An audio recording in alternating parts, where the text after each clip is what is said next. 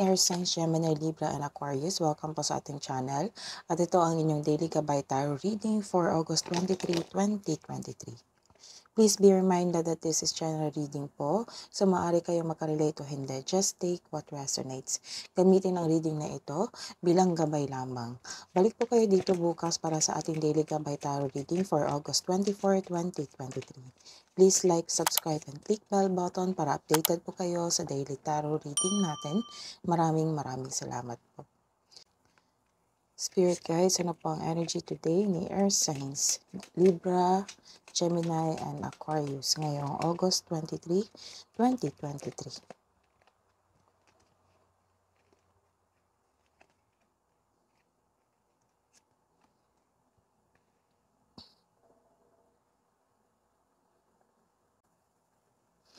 You are overcoming obstacles.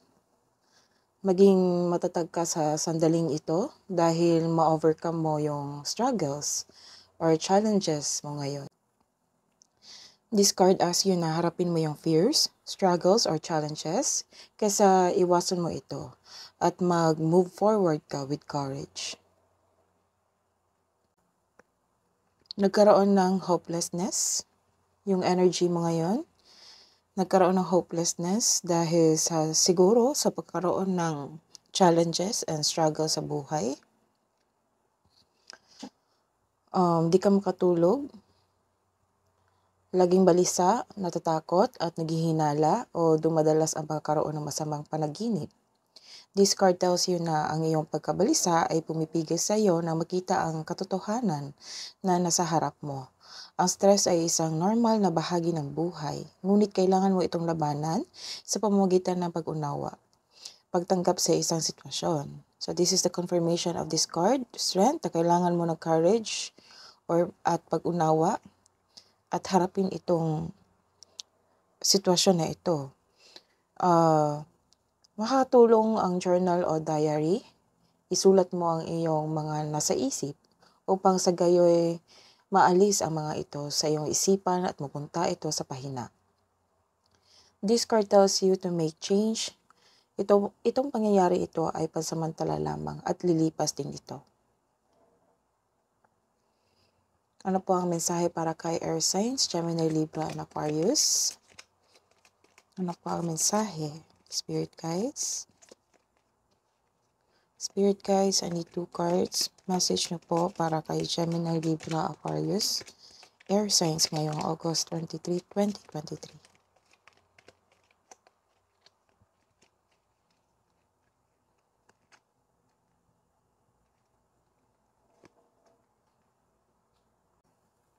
Nagkaroon ng emotional offerings. May nakikita rin akong lalaki na isang romantiko. Pwede rin ikaw nito na medyo sensitibo sa iba. I-consider mo ang motive ng taong ito sa kabila ng kanyang pinapakita niya sa iyo. Observe ka muna hanggang sa makita mo talaga ang kanyang motibo o intensyon sa iyo. Kilalanin mo muna. May nakikita rin ako dito para sa mga single na may parating na ideal partner mo. Take things slow, kilalanin mo muna. O di kaya sa kaperahan, may parating na offer, new opportunity. So good news is on the way. Pwede din nag-healthy living ka ngayon. May bago ka ring inspirasyon. May posible ring may bago kang pet, gamit sa bahay o roommate. This is hard work. Busy ka ngayon sa trabaho mo. Nagkaroon ng productivity. Bagong kasanayan at kaalaman, this card reminds you na kapag ginawa mo ang gusto mo, mamahal mo ang ginagawa mo. Ang tagumpay sa pananalapi at seguridad ay produkto ng iyong pagsusumikap at decisions at ang taas ng iyong tagumpay ay nasa iyo. Keep up the great work.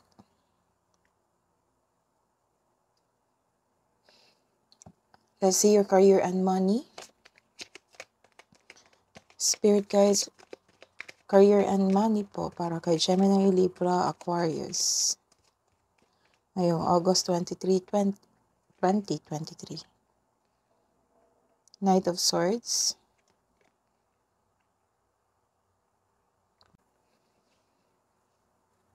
You are truth-seeking. May paninindigan. Ang pagiging mas paninindigan at nakatuon sa isang layunin o proyekto ay magdadala ng pagbabago sa iyong trabaho. May nakikita akong away sa isang katrabaho o boss, ihanda ang sarili na ipagtanggol ito sa anumang paraan. Ang mabilis na pagdating ng balita ay magpapabilis ng pagiging produktibo o magdudulot sa iyong pagguhin ng kilos.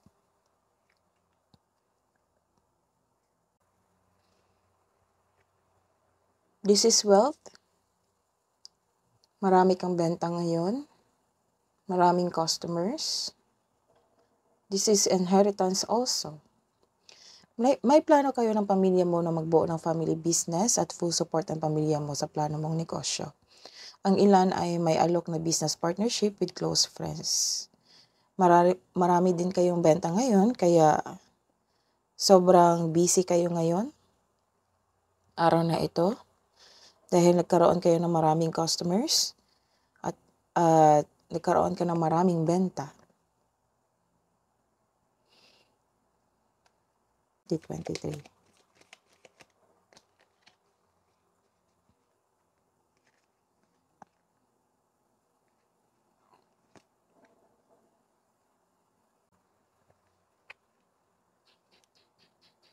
This is a transformation.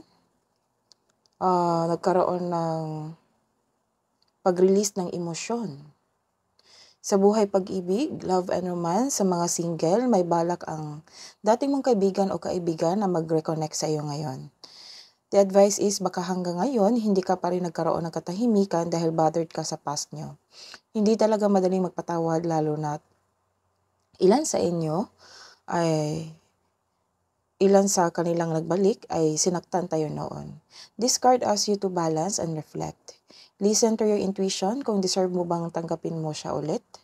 We can forgive them by forgiving ourselves first. Kung hindi ka comfortable, better wag muna. Lalo na nakita mo na wala pa ring pagbabago, na hindi mo naramdaman ang kanyang sincerity. In relationship, may transformation po na magaganap in an unexpected way. Marahil ang ilan sa inyo ay naghiwalay o nagkaroon ng desisyon na mag-cool off muna. The advice is for our peace of mind is yes, lalo na para sa personal growth natin. Baka kailangan lang natin i-rest yung puso at isipan natin, lalo na hindi talaga healthy ang pagkakaroon ng toxic relationship. Minsan, ang tao ay mare-realize ang tama at mali kung binigyan natin ng oras at space. So, hindi ibig sabihin may mamamatay.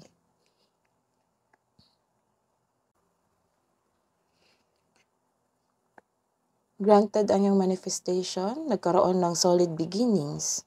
So, after giving space, nagkaroon ng solid beginnings. Sa mga may relasyon ngayon, naglo-blooming kayo ngayon that has a potential to be stable.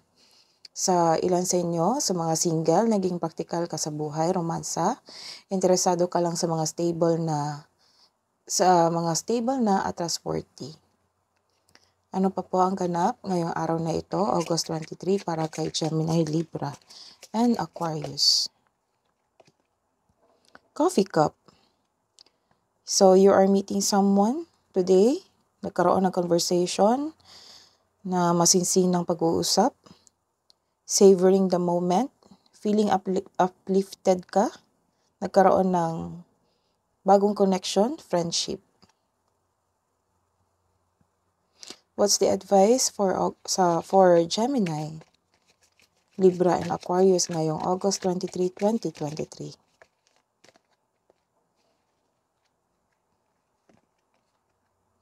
Dawn of love. Love is rising on the horizon of your life. So some of you single, nagkaroon ng date, may nag-invite sa iyo na mag-coffee.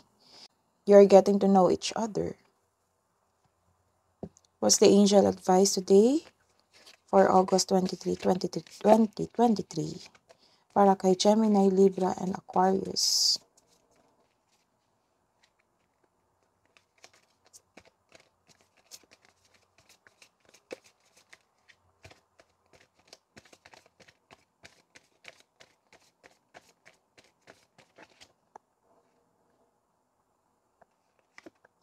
Archangel Bokpi.